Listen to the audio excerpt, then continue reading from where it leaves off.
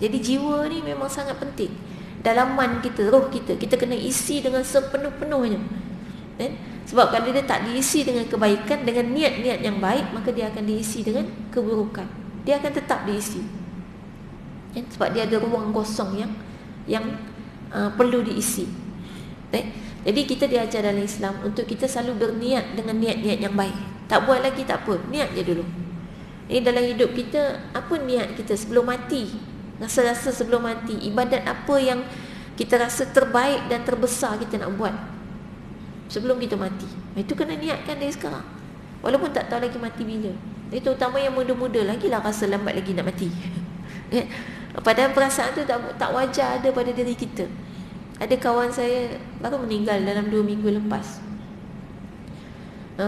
Sebaya saya bleeding, ada pendarahan dalam rahim lah, ada masalah dalam rahim dia, dan pergi hospital. Di depan hospital tu, sebelum tak sempat masuk hospital, meninggal dunia. Innalillahi wa inna ilaihi raji'un. Allahumma ighfir laha warhamha wa'afiha wa'fu anha. Beliau seorang yang sangat baik. Kami dulu belajar sama-sama buat master. Dan dia baru saja menyelesaikan PhD. Baru saja, belum konvo. Tapi dah lulus, dah dapat sijil, dah semua dah okey lah, tinggal tunggu konvo je tahun ni. Tapi takdir Allah, Allah ambil dia dulu. Dan salah satunya kesedihan yang paling besar adalah dia salah seorang daripada bakal tokoh ulama. Dia walaupun dia perempuan, dia seorang ilmuwan. Dan Allah tu memusnahkan muka bumi, menghancurkan dunia nak kiamat ni dengan kaedah pertama ialah menghilangkan ilmu daripada muka bumi. Itu cara untuk menghancurkan bumi. Sama kita, kalau nak hancurkan satu masyarakat, buat dia orang jadi jahil. Itu cara nak hancurkan masyarakat jangka panjang. Sebab tu penjajah menghancurkan kita. Caranya dia bagi kita kemerdekaan, tapi dia bagi kita silibus yang buat kita jadi tak pandai. Tengok anak-anak sekarang, umur 15 tahun dia pandai apa? Sedangkan umur 15 tahun adalah usia baligh yang sepatutnya dia telah pun menyumbangkan sesuatu kepada Islam. Seorang anak lelaki kalau dah baligh, dia sepatutnya dah boleh menafkahi mak bapak dia. Hari ni anak lelaki umur 15, siapa yang boleh menafkah mak bapak? Jarang. Duk makan duit mak bapak lagi sampai masuk U. Habis universiti tak tahu nak buat apa. Ramai yang habis universiti dia kata saya menganggur, tak tahu nak buat apa. Akhirnya main game. Mujur hari ni main game ada income. Kalau tidak, memang betul-betul habis.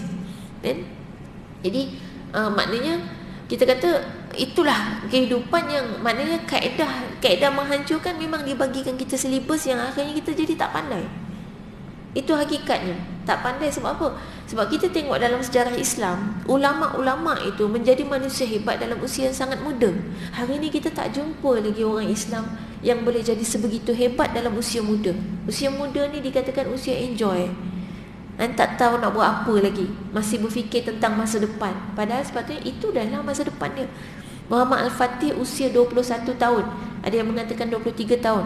Itu sudah menjadi hero, pemimpin terbaik dalam dunia yang boleh membuka kota Konstantinopel yang telah berpuluh-puluh kali sahabat-sahabat yang lain cuba untuk buka kota tu, tapi tak dapat. Muhammad Al-Fatih umur 21 dapat buka. Jadi kalau kita tahu cerita dia memang luar biasa. Kota itu bukan kota yang senang ditembusi. Teknologi dia sangat tinggi. Dan macam mana seorang anak muda akhirnya menjadi pemimpin yang boleh buka kota tu.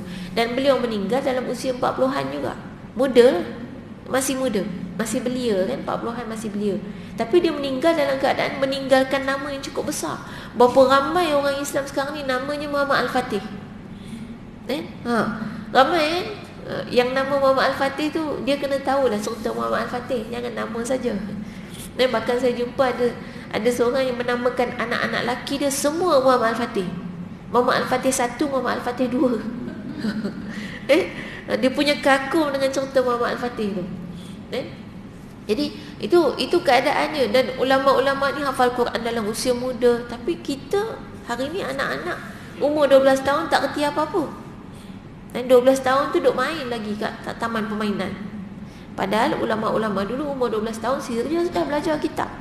Imam Syafi'i umur 7 tahun hafal Quran, umur 10 tahun Imam Syafi'i umur 10 tahun hafal kitab Al-Muwatta'. Al-Muwatta' ni kitab hadis. Ulama dulu dia wajib menghafal. Masa kecil-kecil ni kaedah dia menghafal.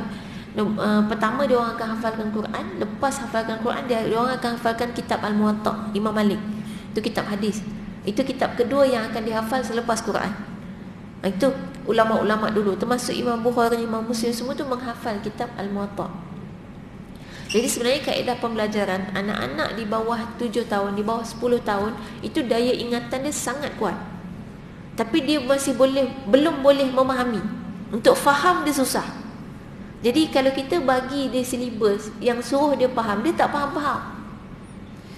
Dia boleh hafal. Kita ni sampai sekarang doa yang kita hafal tu doa yang belajar masa tadika dulu kan.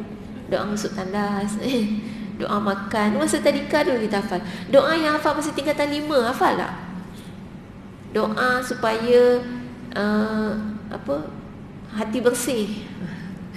Anda tak ingat kena masuk kuliah semula. Dan memang daya ingatan kita sangat kuat dalam usia 10 tahun ke bawah. Itu yang kaedah silibus ulama belajar, kaedahnya awal-awal tu hafal je. Tak payah faham tak apa, hafal je. Itu melekat. Kalau kita menghafal Quran pun dalam usia tu, yang hafal sampai sekarang tu yang hafalan tu, yang Al-Fatihah sampai sekarang tak lupa-lupa. Yang kuliah kulhu tu, tu yang kita hafal masa umur 10 tahun ke bawah. Itu ingatan, kekuatan ingatan. Jadi maknanya sekarang ni bila Allah mengangkat ilmu daripada Allah nak bagi kita hancur, dunia ni hancur, nak kiamat ni, maka kaedahnya diangkat ilmu daripada kita semua. Jadi masyarakat jadi jahil. Baik, macam mana kaedah untuk angkat ilmu daripada kita semua, angkat ilmu daripada muka bumi? Kaedahnya adalah dengan mematikan para ulama. Sesungguhnya Allah tidak mengangkat ilmu dengan cara mencabut ilmu tu daripada muka bumi. Tak ada tiba-tiba ustazah datang tiba-tiba blur. Dia tak gitu. Itu orang kata susah diterima akal gitu kan. Jadi kaedahnya Allah kata Allah mengangkat ilmu dengan cara mengangkat para ulama. Maksudnya mematikan para ulama. Sebab tu kematian ulama adalah kesedihan yang sangat besar kepada masyarakat. Dan ni beliau adalah seorang alim wanita, kita kan muslimah. Kita susah nak cari muslimah yang berilmu, yang kalau sembang-sembang isinya ilmu. Okay, saya dulu ingat kalau sembang dengan dia memang ilmu je. Dia tak pernah mengumpat orang. Ni antara individu yang jarang mengumpat, yang susah nak dijumpai lah, wanita yang tidak mengumpat. Kalau sembang dengan dia, ceritalah pasal siapa pun, dia hanya akan keluar daripada mulut dia, dia kata orang tu baik.